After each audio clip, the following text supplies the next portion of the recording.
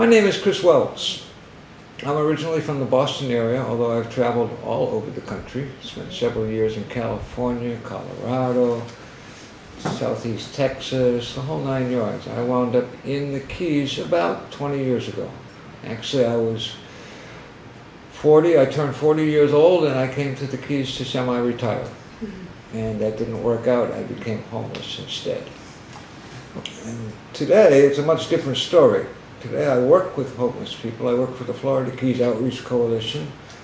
I'm a project director. I work directly with guys from the streets, from detoxes, on probation, from hospitals, from homeless emergency shelters, and I interact with them every day. I give them a place to live.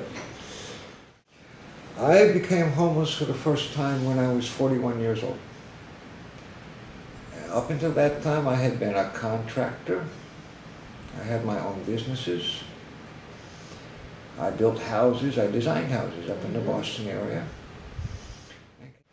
The big part of my story, though, is that I'm an alcoholic. And in those days, I refused to admit that I was an alcoholic. And I wound up with the booze controlling my life. When I moved to Key West, I originally went into a housing program, far different from what we do today. This was get sober, get a job, stay on my couch for 3 weeks.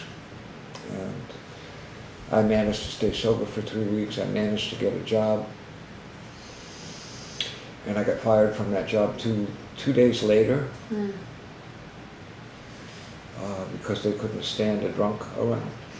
And I couldn't go back to the program that I was in. And I got kicked out of employee housing, and I was on the streets. These were the days when it was,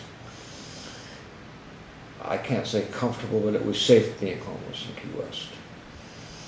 The old Greyhound bus station used to be down behind the police station at Angela and Duval. And we could sleep out on the back on the little ramp where the bus, as long as we had our backpacks with us. And there was about a dozen of us. And the cops would pretend that we were waiting for the morning bus. And as long as we didn't cause any trouble, that was fine. I hated it. I got to really hate it one night when my boss came through that parking lot and saw me in the box. And she said, "What are you doing here?" I said, this is my living room. And I got fired the next day because I was homeless. And now I had no income. I had food stamps. I had sort of a support system, but not really. As long as there was beer or a bottle of vodka around, there was friends. But not much. Not much. And I was experimenting with AA, but I didn't like it. I wasn't convinced that I really needed help. I didn't see alcohol as the root of my problem. I picked up a job as a salesman. I sold Wave Runner rides at the Marriott. I did that job for 3 years.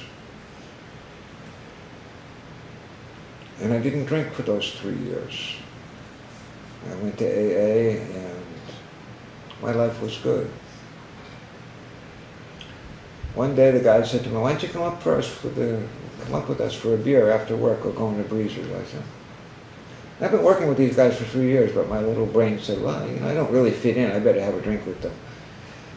And 2 weeks later, I was arrested for drunken driving. I lost my job. I was in jail for 40 days. And what surprised me was I was on my way to work. It was 10 o'clock in the morning, and I didn't know I was drunk. I had a couple of beers to steady down, but they knew I was drunk.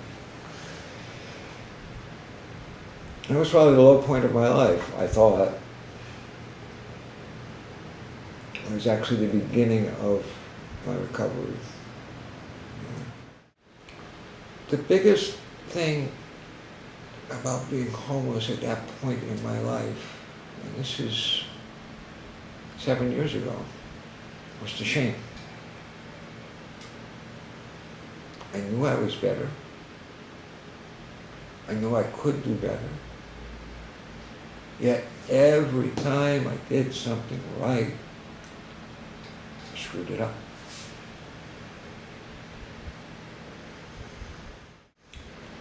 The thing is, I was basically non-functional.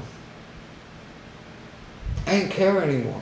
I was so ashamed of who I had become that I just didn't care. I tried to kill myself.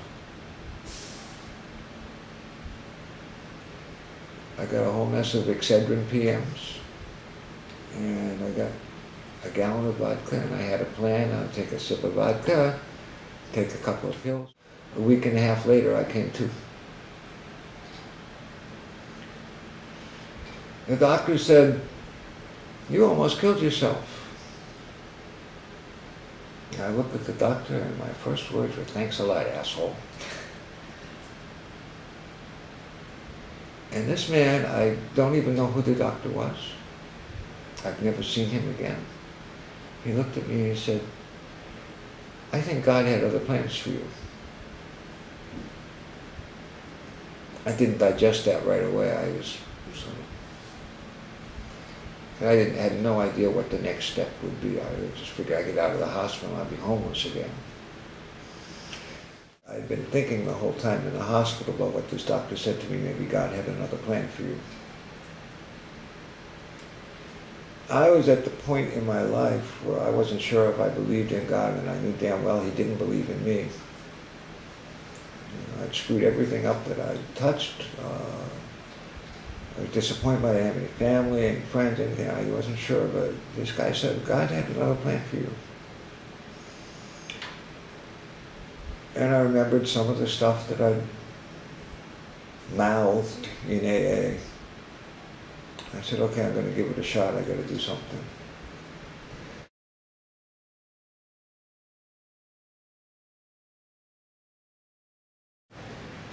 And I've been able to take those really low, hopeless points of my life and turn them around into something useful. My days are filled with gratitude, you know. Oh, and I don't just say that. I mean, I live that. You know. I can't imagine not doing what I'm doing now. I don't want anybody to ever have to go through what I went through again. You know, these times, it's tough with the economy. It's tough to find a job and all that stuff. But I work with them. I've been able to give back to the community the gifts that have been given to me. Yeah. The cornerstone of my life right now is gratitude. Every morning, every night, during the day, if I run into a problem, I'm on my knees. Please help me. Yeah. I'm not a religious person. I'm not affiliated with any church or anything, but I have a relationship with a higher power, who I choose to call God, that I don't understand God at all, but I know if I stop and focus and say, help, that is there. Amen. Yeah.